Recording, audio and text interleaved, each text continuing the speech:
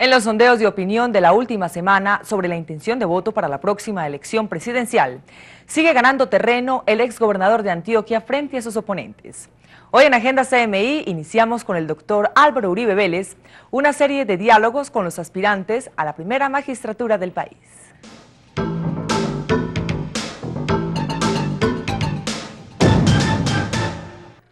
A pesar de su firme postura frente al conflicto interno del país, Uribe Vélez está convencido de que la guerra y la paz no son los únicos temas para el debate electoral. Lo primero que necesita la política económica en Colombia es que los inversionistas recuperen confianza en el país. Esa confianza nace del orden público y de la estabilidad en las reglas de juego. El país no puede invitar a los inversionistas para que vengan y los secuestren. El país no puede invitar a las empresas a invertir en carbón con una exención tributaria que a los 2 años la desmontan. Con una señal de orden público y de estabilidad en las reglas de juego, va a fluir la inversión a Colombia. Para lograr ese cambio, el precandidato liberal basa su campaña en 4 aspectos de la política social. Educación. No tenemos futuro sin una revolución educativa. 3 millones de niños en edad escolar por fuera del aparato escolar. Nos tenemos que proponer que haya full cobertura total en el año 2008.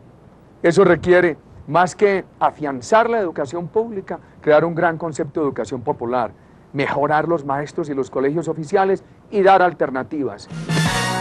Vivienda. La vivienda no puede jalonar la economía, pero sí tiene que ayudar a dinamizarla, a recuperar la senda de creación de empleo. El país está construyendo 20.000 viviendas sociales por año.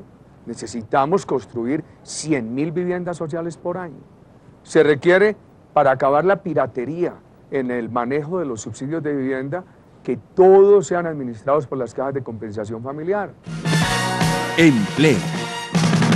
La disminución de la jornada no aumenta la generación de empleo, pero sería en contraprestación a la eliminación de los recargos, que sí te generan empleo, especialmente en el sector turístico, en actividades del sector agropecuario, en los restaurantes. Además, esa disminución de la jornada sería suave, de unas pocas horas a la semana, y no implicaría reducción del ingreso, porque ya tendría una compensación que sería la eliminación de los recargos. Pequeña y mediana empresa. Colombia tiene 2 aspectos muy positivos. Primero, es el país del continente con mayor vocación y tejido más fuerte de pequeña y de mediana empresa. Eso es excelente. Segundo aspecto positivo, la ley recientemente aprobada para apoyar la pequeña empresa. Es muy importante que ese recurso, que en el primer año debe movilizar hacia la pequeña empresa 20.000 millones, se maneje con entidades ágiles, por ejemplo, con el Banco de la Mujer, con entidades semejantes. Es muy importante una alianza entre gobierno, pequeña empresa, las entidades dedicadas a apoyar a la pequeña empresa y las universidades, a través también de las incubadoras de empresa.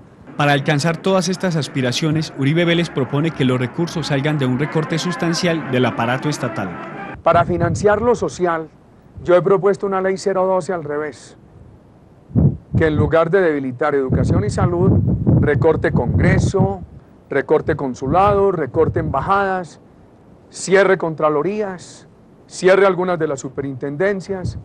Esto es, nos ahorremos más de 1 billón de pesos en gastos de funcionamiento. El país tiene 30.000 vehículos oficiales que cuestan más de 1 billón al año. Entonces, si a eso le sumamos 8 medidas concretas contra la corrupción y una señal de orden público que estimule, que acelere el crecimiento de la economía, el país encontrará recursos para financiar educación, para financiar salud, etcétera. Lograr estas transformaciones, según Uribe, dependen de una decidida lucha contra los generadores del conflicto y el narcotráfico como su principal causa. Erradicación de cultivos. De las convivir a las rondas campesinas. Con un auxilio de 5 millones de pesos al año para cada familia, de las 50.000 dedicadas a los cultivos ilícitos, el precandidato pretende que se erradique este mal del campo y que además los beneficiados denuncien a los vecinos que siembren coca o amapola, idea que podría generar un nuevo conflicto en las circunstancias actuales del país. No, pues es peligroso. No sé de dónde se les ha metido a ustedes en la cabeza esa parte. Yo lo hice en la serranía de Vive en Urabá, exitosamente. El día que este país, nuestro país, tenga 50.000 familias campesinas, cuidando el bosque, cuidando las fuentes de agua dulce, comprometidas a no sembrar más droga en sus parcelas, ese día este país se reencontrará con la ecología, con el empleo verde. Ese día empieza la desfinanciación de los grupos irregulares. No le ponga dificultades a ese programa. Ese programa, todo lo que tiene es bueno. Proceso de paz. En el proceso de paz hay un desbalance entre la generosidad del señor presidente Pastrana y la farsa de la FARC. ¿Por qué? La FARC no ha tomado el proceso como una posibilidad para llegar a la paz, sino como una gran oportunidad para airearse y fortalecer su estrategia para la toma violenta del poder. Entretienen a los colombianos con la liberación de unos soldados y asesinan 30 soldados en el Putumayo. Adiós a la guerra. La solución que yo planteo es una mezcla de autoridad eficaz, de soluciones sociales urgentes, sin negociarlas con la guerrilla, como un plan de empleo de choque y al mismo tiempo de posibilidades de diálogo para la guerrilla si lo toma en serio. Mano dura.